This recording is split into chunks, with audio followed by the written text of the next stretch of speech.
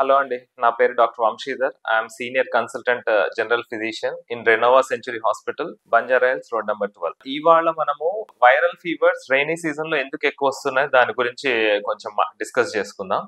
Usually చాలా మంది చూస్తుంటారు, వర్షం పడితే చాలా మందికి జ్వరాలు వస్తుంటాయి, వైరల్ ఫీవర్స్ చాలా ఫ్రీక్వెంట్ గా వస్తుంటాయి. ఎందుకు అంటే వర్షం వల్ల ఎయిర్ లో హ్యూమిడిటీ ఎక్కువ ఉంటుంది అండ్ ఎయిర్ బాండ్ ట్రాన్స్మిషన్ ఎక్కువ ఉంటుంది. అంటే ఎవరైనా ఒక పర్సన్ ఒక రూమ్ లో స్నీజ్ గానీ లేకపోతే తుమ్మడం గానీ తగ్గడం గానీ చేశారంటే ఇమీడియట్లీ వాళ్ళ నుంచి వైరస్ ఇట్లా గాలిలో వేరే వాళ్ళకి ఈజీగా స్ప్రెడ్ అవుతుంది. సో హ్యూమిడిటీ వల్ల రైనీ సీజన్ లో చాలా వైరల్ ఫీవర్స్ ఈజీగా ట్రాన్స్మిట్ అవుతుంది.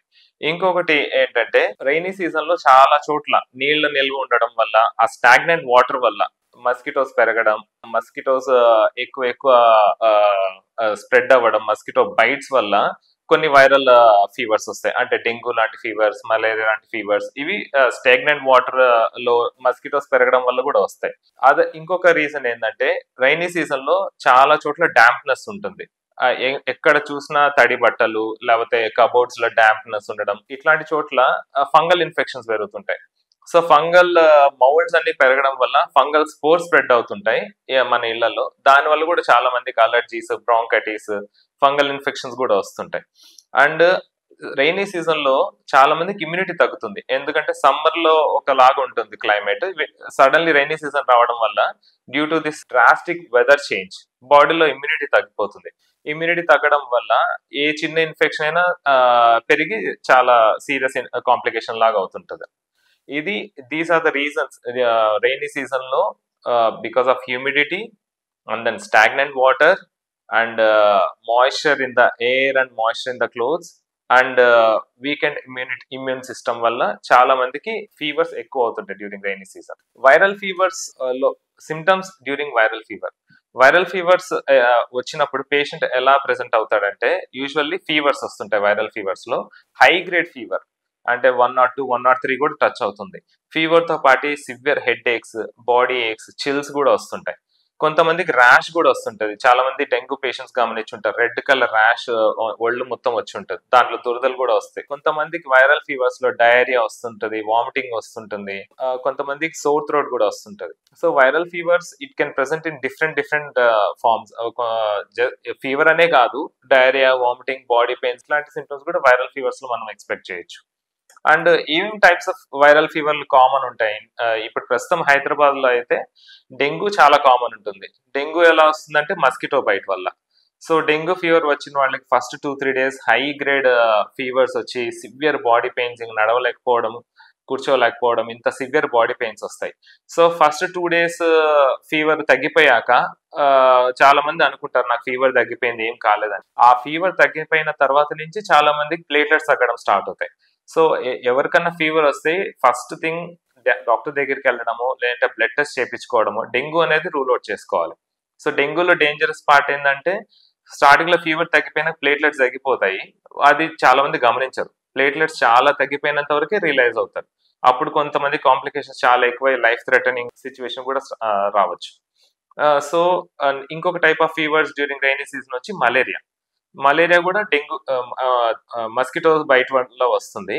సో మలేరియాలో ఎలా ఉంటుందంటే ఫీవర్స్, చిల్స్ వస్తాయి ఎక్కువ. సో మలేరియా పాజిటివ్ ఉందంటే నార్మల్ టాబ్లెట్స్, ఫీవర్ కి పారాసిటమాల్ తీసుకునే టాబ్లెట్స్ వల్ల క్యూర్ అవ్వదు. సో మలేరియాకి సపరేట్ గా యాంటీ మలేరియల్ డ్రగ్స్ ఉంటాయి, అవి ఖచ్చితంగా తీసుకోవాల్సి ఉంటుంది. ఇప్పుడు హైదరాబాద్ లో కామన్ గా చికెన్ గున్యా ఫీవర్స్ చాలా గమనిస్తున్నాం. చికెన్ గున్యా ఫీవర్ కూడా దోమకాటు వల్ల, మస్కిటో బైట్స్ వల్ల వస్తుంది.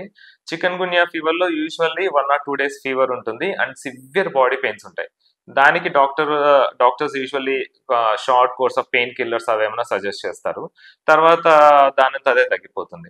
ఈ మధ్య మమ్స్ అనే డిసీజ్ కూడా వస్తుంది. చాలా మందికి లింఫ్ నోడ్స్ ఫెల్ అవ్వడము, గవద బిళ్ళలు ఫెల్ అవ్వడము, ఇవి కూడా ఎక్కువ గమనిస్తున్నాం. So different types of fevers during rain season చాలా కామన్ ఉంటాయి. సో ఎటువంటి వైరల్ ఫీవర్ అయినా ట్రీట్మెంట్ వచ్చేసి ఐవి హైడ్రేషన్ కానీ, ఓరల్ ఫ్లూయిడ్స్ కానీ. పేషెంట్ అంత సిక్ గా లేరంటే రోజుకి 4-5 లీటర్లు fluids, water, juices, buttermilk, fluids in any form, that will help అన్నమాట. ఎవరన్నా సరిగ్గా ఫ్లూయిడ్స్ తీసుకోలేదంటే కాంప్లికేషన్ రేట్ చాలా ఎక్కువ అయిపోతుంది, ఎస్పెషల్లీ డెంగ్యూ పేషెంట్స్ లో. సో రోజు 4-5 లీటర్స్ ఫ్లూయిడ్స్ తీసుకున్న వాళ్ళకి కాంప్లికేషన్స్ రిస్క్ చాలా తక్కువ ఉంటుంది. Along with fluids symptomatic therapy, అంటే ఫీవర్ వచ్చినప్పుడు ఫీవర్ టాబ్లెట్, వామిటింగ్ వచ్చినప్పుడు వామిటింగ్ టాబ్లెట్స్ అట్లా ఏమైనా తీసుకొని మేనేజ్ చేయొచ్చు. బట్ మీన్ వెల్ వీళ్ళ ఏ ఫీవర్స్ అయినా బ్లడ్ టెస్ట్ చేసుకొని మన బ్లడ్ కౌంట్స్ మానిటర్ చేసుకోవడం అనేది వెరీ ఇంపార్టెంట్.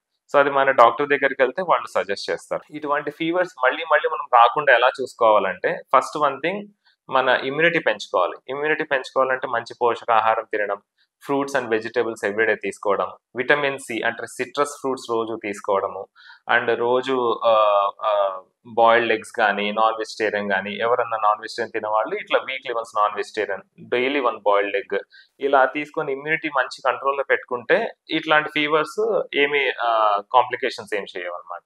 కొంతమందికి చాలా మంది డౌట్ ఉంటది, ఫ్లూకి మళ్ళీ కామన్ కోల్డ్ కి డిఫరెన్స్ ఏంటి అంటే. సో కామన్ కోల్డ్ అంటే చాలా మందికి కాఫ్ కోల్డ్ వస్తుంది, అంటే రన్నింగ్ నోస్ లాగా. సపోజ్ కాఫ్ కోల్డ్ ఇలానే ఉండిపోతే నో ప్రాబ్లం. బట్ వాళ్ళకి కాఫ్ కోల్డ్ తో పాటి ఫీవర్, బ్రీతింగ్ డిఫికల్టీ ఇలా ఏమన్నా వచ్చిందంటే ఆ కామన్ కోల్డ్ కాస్త ఫ్లూ లాగా టర్న్ అయినట్టు. సో ఇలాంటి వాళ్ళకి యాంటీవైరల్స్ కూడా అవసరం పడుతుంది. అవసరం పడితే ఎక్స్రే కూడా తీసుకొని ఏమన్నా లంగ్స్ లో ఏమైనా ఇన్ఫెక్షన్ వచ్చిందా కూడా చూసుకోవాల్సి వస్తుంది.